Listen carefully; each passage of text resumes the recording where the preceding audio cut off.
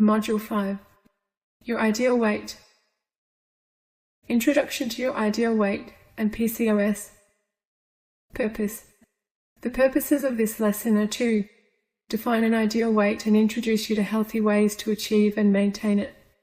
Learn how unsafe weight loss attempts can adversely affect your body and how to avoid these. Learn which foods are beneficial to a healthy weight. Discover what affects your weight. Objectives. Upon successful completion of this lesson, you will understand what a healthy weight is and the contributing factors to healthy weight maintenance.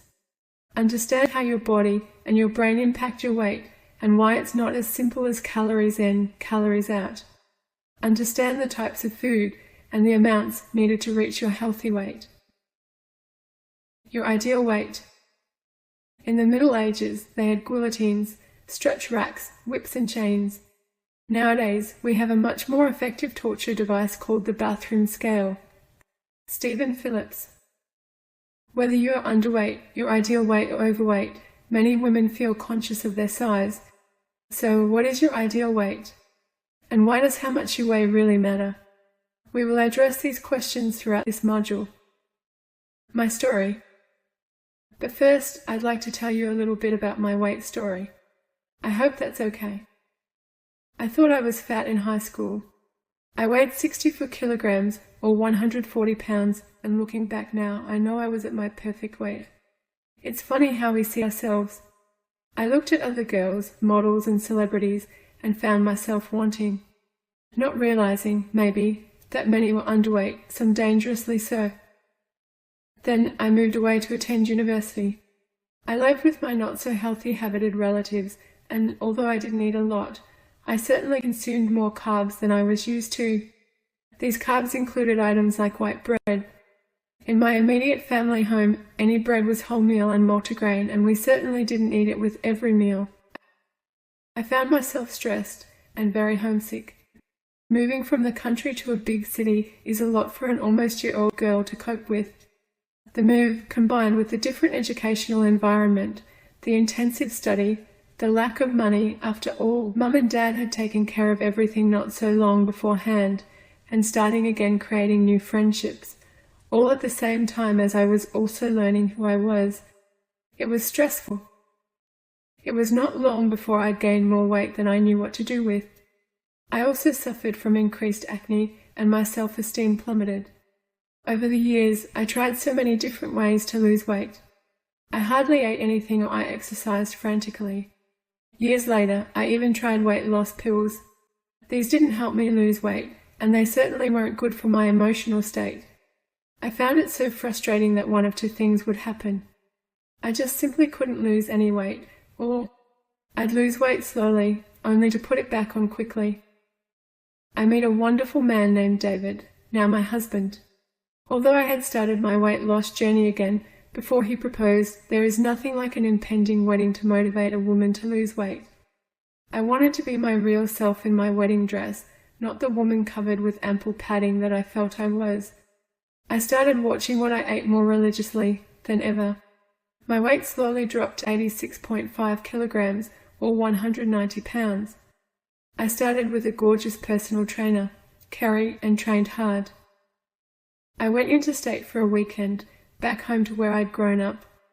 My sister, Mum, and I went in search of my wedding dress. I tried one on and felt beautiful, so we took some photos for me to ponder my next step. But later, when I looked at the photos, I didn't see myself as beautiful. I saw a blimp and I cried. I had lost some more weight with the training, but I was working so hard, my progress was so slow, and my wedding day was now looming. I knew there had to be a better way. I couldn't believe what I discovered. I lost 10 kilograms, 20 pounds in 10 weeks, just in time for my wedding day. When I weighed in days before I was to walk down the aisle, and the scale said 69 kilograms, 152 pounds, I couldn't believe it.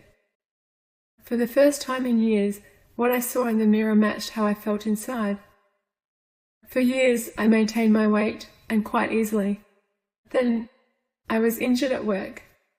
I fought for years against prescription medications, but chronic pain can lead you to dark places. I gave in and began medical care. As I took the 2 medications, the weight crept back on 1 stone, 2 stones. I was told to just continue. As a gorgeous friend puts it, I tried to donate my excessive weight to the universe, but was unsuccessfully while on these medications. So if you take medications and have trouble with overweight or obesity, please talk to your doctor for options. But over time, with the approaches I'd set in place, meditation, walking, deep breathing, and others we will talk about in this program, my old self started to flicker back to life. There are too many risks being overweight or obese with PCOS, so I made the decision to stop the medications, to instead find natural, health-building ways to care for myself instead. Since stopping the medication, I've used the approaches you're going to learn in this course to begin releasing fat again. I'm a stone down and well on the way to where I feel comfortable. I certainly don't tell you this to brag. I also don't recommend stopping medications without appropriate advice from your doctor. I share to give you hope. You can lose weight as one with PCOS. You can keep it off. And you can change your health and your life for the better. I no longer fit the diagnosis for PCOS, and I want this for you too. So let's get to it. Among the multitude of different diets and society's lust for the size 0 model, the concept of ideal weight to your healthy weight seems to have been lost. For those with PCOS, reaching an ideal weight is often difficult. In this program, this is our focus. Why is weight important? Reaching your ideal weight will help to rectify insulin resistance, rebalance your hormones, reduce acne, excessive hair growth and wayward periods, boost your ovulation and fertility, and conquer your PCOS. It will protect you from serious illness in the future. It can improve your self-esteem and mental health. Why fuss over fat? Fat is not all bad. It is an essential body tissue. In fact, girls won't start menstruating until they reach 17% body fat. You need a healthy amount of fat for normal menses, ovulation, optimal fertility, your mood, your general well-being, and yes, to successfully donate your body fat to the universe permanently.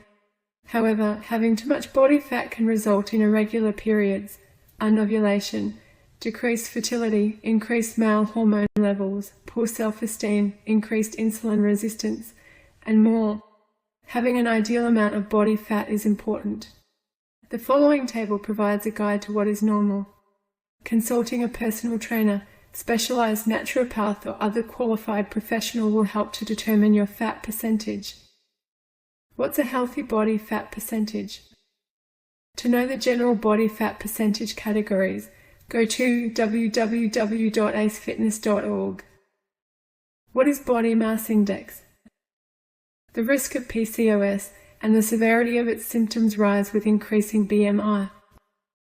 On one hand, where losing weight with an improved food plan, appropriate exercise and positive lifestyle habits restores health in those overweight and obese with PCOS, such a weight loss can be hazardous for fertility, for example, in lean women. Body mass index is a weight-to-height ratio used to help determine ideal weight.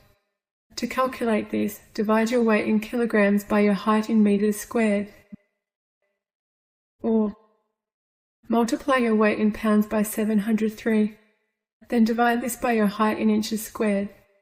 An ideal BMI falls between 20 to 25, although different sources give some variation on the lower end of this scale.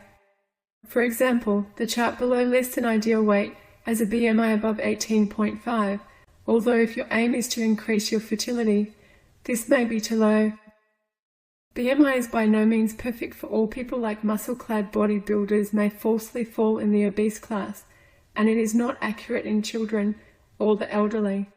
However, it is a simple indicator of a healthy weight. How else can you assess your size and risk of disease? Waist circumference is a good indicator of disease risk. To measure your waist circumference, have someone help you. You need to stand comfortably, with your arms relaxed by your side. When the measurement is taken, your stomach needs to be in a relaxed position as you take a normal in-breath. Your assistant lays a measuring tape snugly, but not tightly, around your waist. To find your waist, let your elbow fall gently by your side. The crook of your elbow will be at the right level. The tape needs to be horizontal to the floor.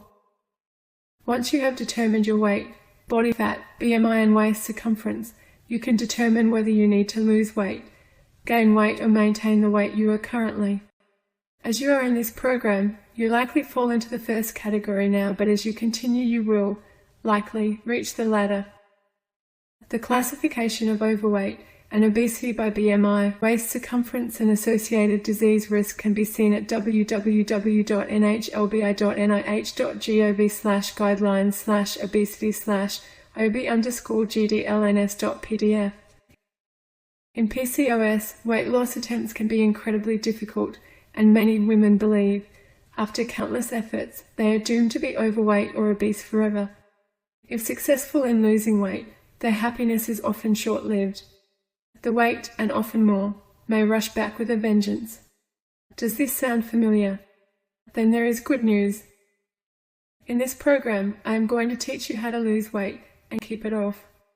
You may be surprised that food doesn't take up the majority of our time. Yes, it is important and is, of course, covered. But achieving a body beautiful is both simple and complex, and food is merely one component. I hope to shift your focus to achieving your ideal body weight, as opposed to the underweight pictures we see scattered everywhere.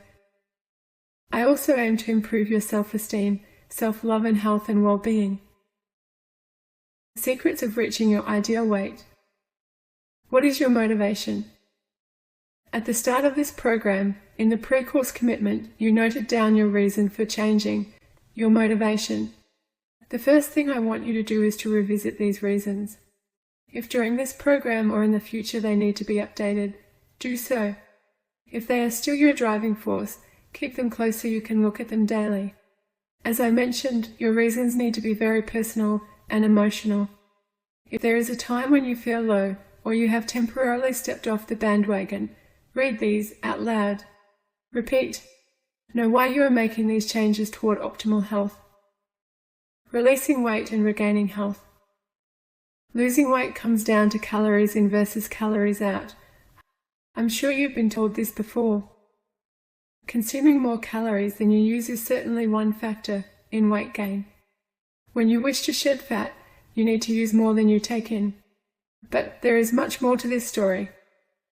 If you have consulted a professional previously, you have most likely been told it is all about less energy coming in and more energy going out. It's calories in versus calories out.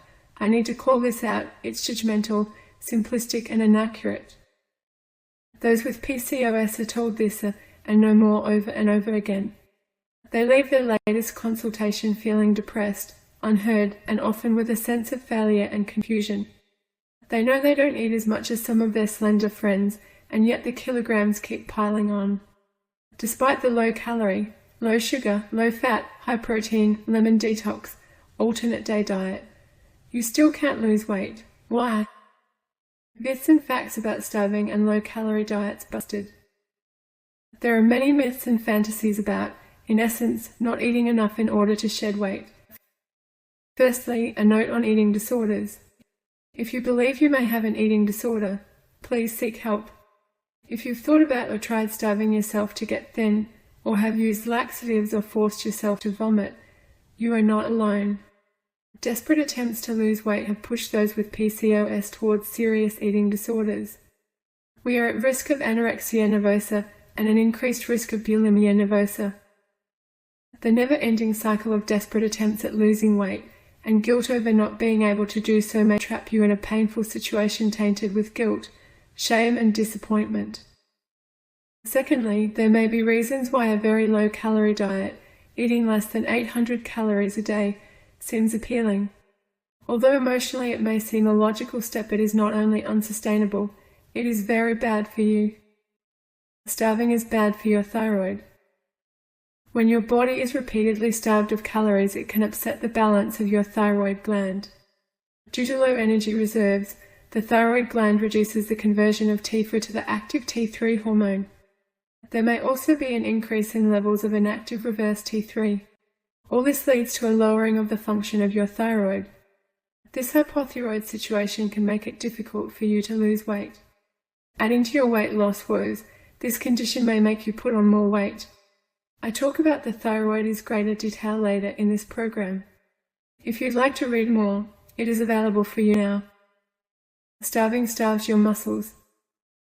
Low-calorie diets starve your body of the vital energy and nutrients needed to sustain health. To compensate for this energy shortage, your body may start using your muscle tissue as energy. This precious muscle mass is important in helping you burn energy. Even though you may initially shed kilograms on the scales, it is not the harmful fat you are losing but the health-giving lean muscle. Loss of muscle mass equals loss of muscle tone. You will look flabby and lose your ability to efficiently burn fat. Eating less can cause toxins to build up. Fat cells are the safest place to store the toxins which have, to date, been unable to be removed from your body. When we begin to lose weight, these toxins are released into our bodies. To detoxify safely and fully, you need ample nutrients. If you are following a very restrictive diet, you will not have the nutritional reserves to effectively remove these toxins. Toxins can cause a cascade of imbalances, from decreasing your insulin sensitivity to inhibiting your weight loss. A stressed heart. Very low-calorie diets have been shown to create arterial stress. The combination of ineffective long-term weight loss attempts and stress on your cardiovascular system is a very unhealthy mix. This is particularly so in those with PCOS, as we already appear to have an increased risk for heart disease. Do you have an unhealthy relationship with food? Many women I talk to have an unhealthy relationship with food. I used to look at chocolate cake like it was evil, although I didn't realize this until my husband pointed it out. I'm glad he did, because it made me stop and think about my relationship with what I ate. One of the reasons I don't encourage you to count calories is because it focuses on a single number and biases your opinions about whether food is good or bad. It leads to many false and harmful beliefs. Plus, as we just discussed, those with PCOS are at an increased risk for eating disorders and inappropriate methods of weight control, such as self-induced vomiting or purging, abuse of laxatives and diuretics, or excessive exercise. Again, if you suspect you may have an eating disorder, symptoms like perpetual lack of hunger, compulsive vomiting episodes after eating or laxative use, please seek professional help immediately.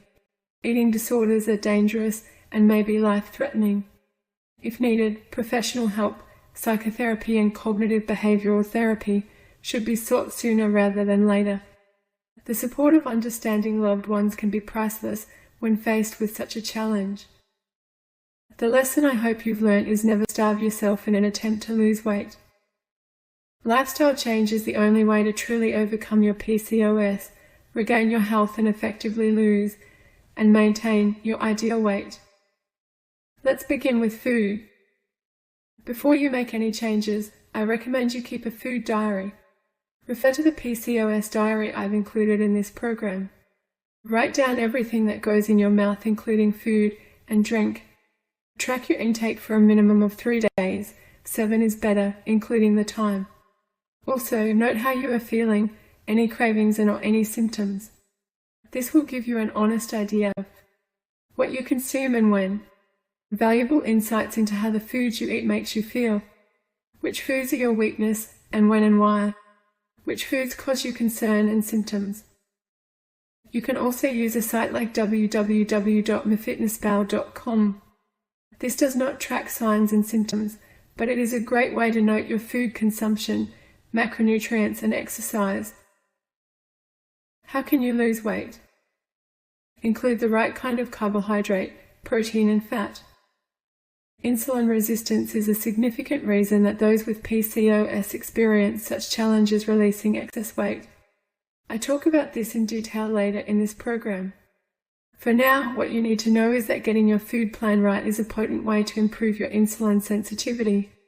This includes the food and drink you consume, and those you don't. A food plan that is low in simple carbohydrates and contains healthy proteins and healthy fats, plus the nutrients required for your body to function optimally, will aid in weight loss while helping you to conquer your PCOS naturally. Choosing the right carbohydrates in the right amount. Carbohydrates are made from the sugars that power our cells. While the current trend has swapped from low fat to low sugar, healthy carbohydrates are important for well-being. But there are certainly healthy carbs and those that should be avoided. Removing carbohydrates that offer little or no nutritional value are essential for weight loss in PCOS, as is choosing low glycemic index options, as these stop blood sugar fluctuations and calm insulin resistance. As nature is innately intelligent, the carbohydrates found in whole foods comes with inbuilt factors that stop the massive blood sugar spike associated with processed foods. The Pritikin Longevity Center defines the difference as well. Good carbohydrates are high in an enormous variety of nutrients, devoid of refined sugars and refined grains, high in naturally occurring fiber, which helps lower not only blood sugar and insulin levels, but also LDL bad cholesterol, no trans fats. Bad carbohydrates are high in calorie density, high in refined sugars, high in refined grains like white flour, low in many nutrients, low in fiber, sometimes high in trans fats. As such, processed foods such as sugar, flour, bread, pasta, bagels, muffins, white rice, processed and packaged foods, soft drinks and packaged fruit juices, biscuits, cakes and lollies should be removed from your food plan. Saying this, part of the aim is to make changes that naturally lead to you choosing healthy foods. Deprivation doesn't work for the vast majority of women, is not sustainable and builds a poor relationship with food. We aim to cultivate the opposite. What is the glycemic response? You might have heard of PCOS experts like myself talk about the importance of the glycemic response and index. Let's take a look at what they are and why they matter for your health and size. The Glycemic Index Foundation explains the glycemic response. After eating a meal, the digestible or available carbohydrates are absorbed into the bloodstream, producing an increase in blood glucose concentration. In time and in response to its tissue disposal, facilitated by the hormone insulin, the blood glucose concentration falls back to or below fasting levels. The magnitude of the rise and fall of blood glucose and the duration over which it occurs has been termed the glycemic response. More slowly digestible carbohydrates or minimally processed starchy foods produce a different response. Compared with rapidly digestible carbohydrates, they show a slower and more prolonged increase in blood glucose, rising to a lower peak. Other factors include how much food you eat, how much the food is processed, and even how the food is prepared. For example, pasta that is cooked al dente has a slower glycemic response than pasta that is overcooked. What is the glycemic index? The glycemic index, GI, ranks how a food affects a person's blood sugar level. A specific portion of food can have a low, medium or high GI. Low is 55 or lower, medium is from 56 to 69, and high is above 70. Foods that have a lower glycemic index are safer for those with PCOS and helpful for improving insulin resistance. The Glycemic Index Foundation notes that it is important to have an overall daily glycemic index of 40 to 50. For many of those with PCOS, this means a significant change in eating habits. What carbohydrates should you eat? Choose your carbs smartly from legumes, nuts, seeds, salads, fruits and vegetables with a healthy low glycemic index. In the appendix you will find whole foods that can help fulfill this brief. Note: for some women, immediate changes can bring immediate health and weight loss results. For others, this is better done slowly. It can be a stretch to instantly cull these products completely. Any dietary change can also alter your gut microbiota and can cause some uncomfortable symptoms. If you experience new symptoms, this may be why. Slowing change down can help. Remember also that the amount of energy your body needs is proportional to the amount of physical activity you do. That is, if you live a sedentary lifestyle, your body needs fewer calories than if you live an active life. How much is enough carbohydrate? When you want to achieve your body beautiful, it's important to weigh up not only the quickest way forward, but also your ability to stick with the food plan and any potential negative consequences on your health. While I don't recommend a ketogenic food plan longer term, and I don't believe counting macronutrients is a long-term solution, I am asked about this often. So I will share the research here. You'll also find more about the keto diet in this program, so you can make an informed decision. Initially, a very low carbohydrate, ketogenic food plan is very effective for fat loss. Plans that include below 30 to 60 grams of daily carbohydrates have been shown to yield impressive fat loss while preserving muscle mass. Studies show a very low carbohydrate food plan, less than 30 grams per day, resulted in higher body weight lost and higher weight lost as fat. If you feel this will be too difficult to stick to, and for some women it will be, which is fine, or that you won't be able to sustain a very low carbohydrate food plan, you may switch to a relatively higher carbohydrate food plan, approximately 60 to 100 grams per day.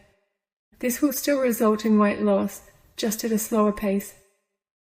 Decreasing your carbohydrate intake and increasing your healthy protein and fat consumption often results in feeling full longer and can moderate your blood sugar level. This can calm cravings, balance energy, and, of course, aid weight loss. Note: remember, you still need to include healthy carbs like green vegetables and salad to ensure sufficient vital nutrients. Our aim is to shed unhealthy kilos and to be well, youthful, energetic, and feel and look fabulous. Added benefit: research has shown that a lower carbohydrate food plan may improve not only weight loss, but fasting insulin, fasting glucose, total testosterone, and all cholesterol measures, and significant increases in insulin sensitivity. A balanced lower carbohydrate food plan is, for most women, safe. That said, a keto diet replaces whole food carbohydrates with a high fat intake. This is not ideal. A lower carb diet also commonly contains artificial additives and processed foods and is not recommended. For a detailed list of PCOS-friendly vegetables, see the appendix at the end of this module. Tip: if you are following a lower carbohydrate food plan and find yourself constipated, ensure you include enough leafy green vegetables, salads and vegetables such as artichoke, capsicum, broccoli, cauliflower, and cucumber. Increase your healthy proteins where necessary. Proteins are amazing. Composed of amino acids, proteins form antibodies, enzymes, act as messengers like hormones, help our bodies to transport smaller molecules, and are essential components of our structural soundness and ability to move. You need a sufficient intake, and many women need to consume more. When I say increase your protein intake, I do not mean loading up on unhealthy burgers, fried sausages, and bucket loads of cheese. Processed meat is a no-go for a body beautiful. Research shows that a high intake of red and processed meat is associated with significant increased risk of colorectal, colon, and rectal cancers. Processed meat has also been associated with increased risk of cardiovascular disease, unbalanced cholesterol levels, and has been classified as Group 1 carcinogen. We, those with PCOS, need to reduce inflammation and our already increased disease risk to live a long, healthy life we love in a body beautiful and mind we adore. We also need our digestive systems working well in order to release unhealthy weight. We'll talk more about this in our gut module. In a nutshell, the type of proteins you include in your food plan make a big difference to your well-being and waistline. Include lean sources of proteins with a preference for plant-based, wild-caught seafood, and, if you are not vegetarian, some organic and grass-fed options. I have a bias to declare. I have been vegetarian for decades. Plant-based proteins are healthy and well-suited to the metabolic needs of those with PCOS.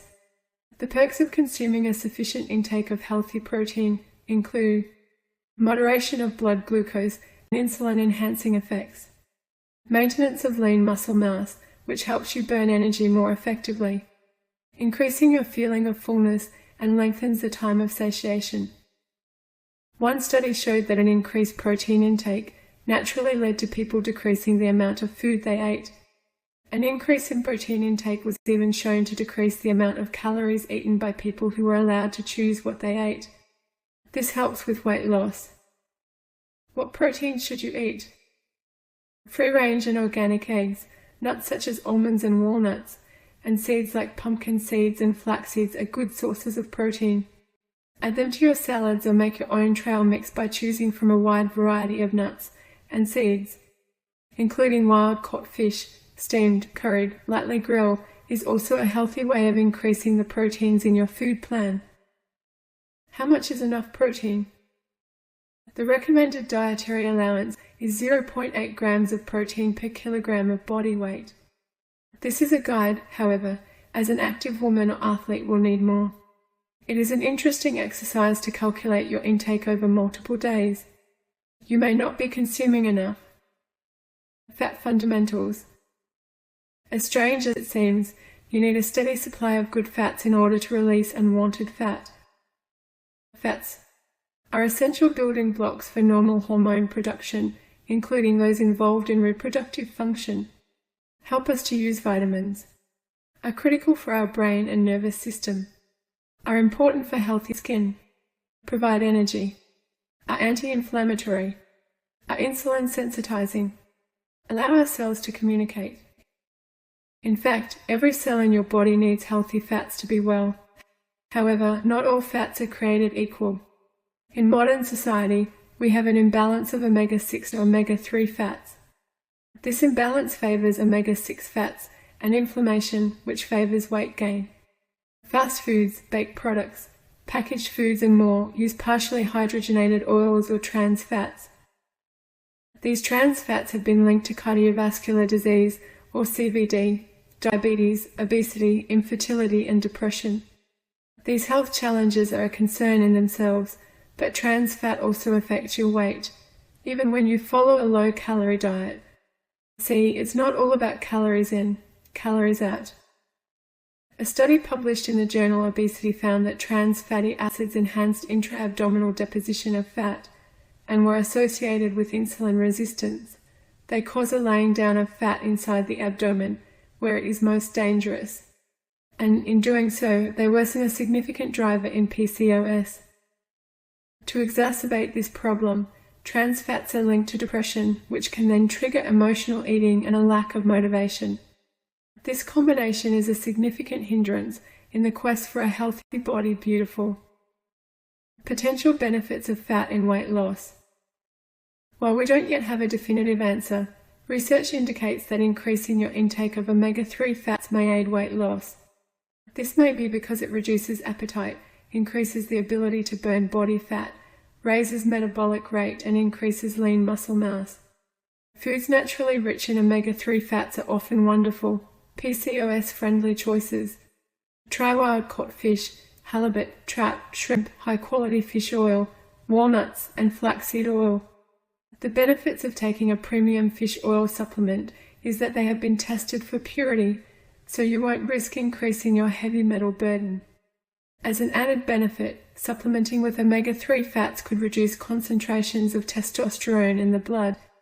This is essential for a regular menstrual cycle, blemish-free skin, reducing excessive hair growth and feeling happy and healthy in your body beautiful.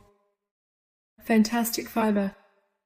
Achieving a healthy gut is crucial to achieving a body beautiful. In fact, it is so important that I have yet to consult those with PCOS who didn't have digestive issues that were causing concern. Even if you don't experience usual gut symptoms like bloating, pain, and stool changes, your digestive symptom may be a significant player in your size and your PCOS. One of the most important and oft overlooked nutrients in your gut health is fiber. What is fiber? Fiber is the indigestible parts of a plant. There are 3 types: soluble, insoluble, and resistant starch. The various fibers play a crucial role in weight loss. Soluble fiber helps you to feel fuller for longer and moderates your blood sugar level. Insoluble fiber supports satiation and a healthy bowel. Resistant starch provides food for your gut bugs, also called the gut microbiome. Benefits of fiber for weight loss. The gut is filled with trillions of bacteria, viruses, fungi, and protozoa. The diversity and makeup is important for digesting, absorbing, and creating nutrients, for protecting the body against inflammation, and is crucial in insulin sensitivity. These tiny bugs, therefore, play a crucial role in healthy weight loss. Increasing the fiber we consume can reduce how much food we choose to consume without a conscious effort. It can also reduce our hunger. Non-digestible fermentable dietary fiber has been shown to improve glucose tolerance and fasting blood sugar level, as well as the amount of insulin that was released and how sensitive the body was to it. This, unsurprisingly, increases the ability to release body fat. Fruits and vegetables contain fiber, which naturally moderates the effect of the sugar within them. They are also rich in the nutrients we need to look and feel well. This is why I believe the advice to avoid these is utterly irresponsible and dangerous. Where is fiber found and how much do we need? Fiber is found in a wide range of foods including oats, fruit, vegetables, legumes, nuts and seeds. You may also choose to supplement. Many of the recommended foods found in the appendix of this module are brimming with wonderful fiber. Most sources recommend approximately 30 grams of fiber per day. As gut issues, including irritable bowel syndrome, are common in PCOS, you may need to play around with the amount you consume. An appropriately trained health professional who specializes in PCOS and gut health can be a profound blessing in this case. Now that you better understand macronutrients in general and how these can help you to achieve a body beautiful, how much, in general, should you eat? How much should you eat? Our portion sizes have expanded massively, often more than doubled, in the past 20 years, so much so that it's hard to recognize what healthy actually is. Greater portion size means greater energy intake, and this has contributed to growing waistlines. But how much exactly should you eat? As I mentioned, I believe a long-term weight loss solution ought to build a healthy relationship with food rather than focus on counting calories or macronutrients. Yet, having a guide is helpful. To tailor your portion size for your weight loss needs, a simple method often used by natural health professionals is called the POM method. I love this method because your hands are attached to you, so this tool travels wherever you do. This means when you go out to eat, you have a resource at your literal fingertips. Here are some rules of POM that will help you choose the right amount of food for you. Each meal should include a portion of protein approximately equivalent to the size of your palm. If your choice is tofu, you may double this. For vegetables like cauliflower and broccoli, the size of your fist is a good guide. Cup your hand and imagine it being filled with low glycemic index carbohydrates. Remember to include healthy fats. Your thumb acts as a sufficient guide for the required amount. Many women find it helpful to include to daily snacks of healthy protein equal to approximately the size of your second, third and fourth fingers combined. If you struggle with mid-morning and mid-afternoon energy crashes, these can be used strategically. As you track your food intake and symptoms in the PCOS diary, you will likely notice a pattern. Often a woman's energy drops at around 10:30 to 11 a.m. and around 3 p.m. This is related to blood sugar dropping. Including a snack around 30 minutes before the drop can stop cravings and falling energy. This can help you to maintain a better mood, motivation, and stop you reaching for a less healthy option without having to restrain yourself. Tip: many women find it useful to opt for meal replacements of protein shakes in addition to other weight loss measures. While there are understandable concerns around this, I have a balanced view. It is one of the approaches I use to release many kilos. Being significantly overweight is dangerous. Protein can aid weight loss, but it can be difficult to consume enough. Many women also tell me how busy their lives are and that preparing healthy foods can be a struggle at times. So, especially in the shorter term, these products can help. Choose a grass-fed or vegetarian option. Make sure a product doesn't contain non-nutritive carbohydrates or artificial sweeteners. Please understand that these foods are processed, and I believe choosing whole foods is, in the long run, a healthier option. Tips: secrets of a successful transition to a healthier, slimmer you. The foods we choose to consume and those we don't are an integral part of releasing excess weight. These additional tips will help to smooth your transition to a leaner, healthier you. Keep a food diary to help you assess your food and liquid intake, particularly in the beginning. Not only can you keep an honest eye on what you are putting into your mouth, you can ensure there is variety in your food plan. You can also get a sense if you are including enough fresh fruit and vegetables, protein, fat, and fiber. Purchase a smaller plate to eat from and don't return for seconds. Studies have shown that eating from a smaller meal helps you feel you have eaten more. Get support from your loved ones. Emotions can play a big role in weight gain or loss. I share more about this later in this course, but knowing this provides you with the opportunity of awareness. Become mindful of the role your mental state and thoughts play in how you eat. Join a weight loss or health group to help you stay motivated. Having someone you are accountable to can aid your success. Calm your stress. A chronically stressed you is a heavier you. This is so key I have included a module dedicated to it later in this course. Yoga, meditation, Tai Chi, regular chiropractic care, massage, aromatherapy and sufficient rest are great for relieving stress. Drink sufficient water. Drinking a minimum of 8 glasses of pure water daily aids weight loss, increases calories burnt, and can help you to feel full. Many women find drinking 2 glasses up to half an hour before a meal encourages them to eat less. Drink green tea. Green tea has been shown to aid weight loss. Include whole foods like some nuts, a boiled egg, a piece of fruit, or some salad as a morning and afternoon snack. Get up and move. Encourage weight loss by improving your metabolic rate and lean muscle mass, decreasing your stress and using more calories. Maintain an adequate and safe exercise routine. Remember, when it comes to exercise, it is not only the amount, but the continuity and persistence that matters. Ensure you receive enough sleep.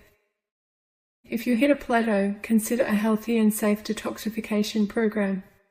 Toxins can limit or halt weight loss. Remember, a plateau may simply mean your body is rebalancing and preparing for the next phase of change in your body. Be aware of self-sabotaging behaviors. For some women, being a certain weight provides an underlying benefit. That is, if you have experienced past trauma, being bigger may subconsciously make you feel safer. If you need to, seek counseling. Dr. Gretchen Kubacki is a psychologist who specializes in caring for those with PCOS. You have received an audio on self-sabotage from her in this program. You can reach her at www.pcoswellness.com if you need expert help. Tell her I sent you. Positive affirmations may help. Identify eating triggers. Avoid these if possible and put in place alternatives. Understand that addressing all the factors that affect your ability to healthily achieve a body beautiful may require professional help. As mentioned already, factors may include stress, low thyroid function, inflammation, gut issues, toxicity, and, of course, hormonal imbalance. Do you love chocolate? I don't believe we women should have to go without this delicious luxury. So I have some wonderful news to share. A small amount of chocolate once a week may decrease your risk of heart disease and encourage weight loss. I remember also attending a conference when a speaker and naturopath talked about the smell of chocolate being able to aid weight loss. I don't remember the name of the study, but I've run with it since then. The proviso: it needs to be dark chocolate and only a small amount. Clear your calendar, ensure some quiet time. Sit down with your favorite cup of hot herbal tea and your piece of chocolate. Take a deep breath and smell. Gently place the chocolate in your mouth. Let it melt a little. Slowly does it. Enjoy. Are you stressed? Stress is defined simply as the non-specific response of the body to any demand for change. The stress response is a primitive survival tool that mobilizes your body's resources to fight or flee. It's an important reason why humans have been able to survive and thrive. This response, though, is designed to be a temporary measure to get you safely through a crisis. However, modern stresses are rarely of the life and death a short-term variety. As the same chemical and hormonal changes occur continuously, without the break to recover that nature intended, we run low, feel exhausted, and become unwell. C. During a sudden stressful event, the release of stress hormones initiates a cascade of effects such as accelerated breathing and heart rate, increased blood pressure and a surge of energy. You might also feel a knot in your stomach and a sudden urge to use the bathroom. That is the hormones shutting down your digestive tract as you need to reroute your focus to life-saving activities, not digesting your food. To funnel all available energy toward the emergency at hand, stress hormones raise your blood sugar level, alter your immune system function, and profoundly change your body and mind. Some of the biological changes shared by stress and PCOS include reduced sex hormone binding globule, SHBG, an increase in free active hormones like estrogen and testosterone, reduced digestive function, altered gut bugs, reduced reproductive function, brain fog, increased inflammation, increased pain, increased insulin resistance, tiredness and fatigue, anxiety and depression, reduced ability to tolerate stress. There is a large crossover between stress and PCOS, and as you can probably guess, many of these changes can add kilos and halt your ability to release excess body fat.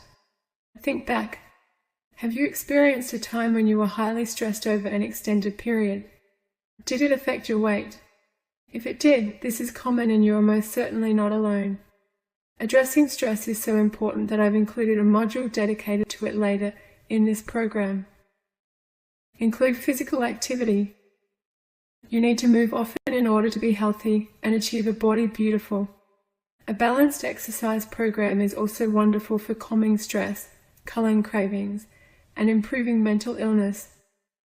Building muscle helps to improve insulin sensitivity and enables you to burn body fat, even when you're not exercising. If you are worried about bulking up, please don't.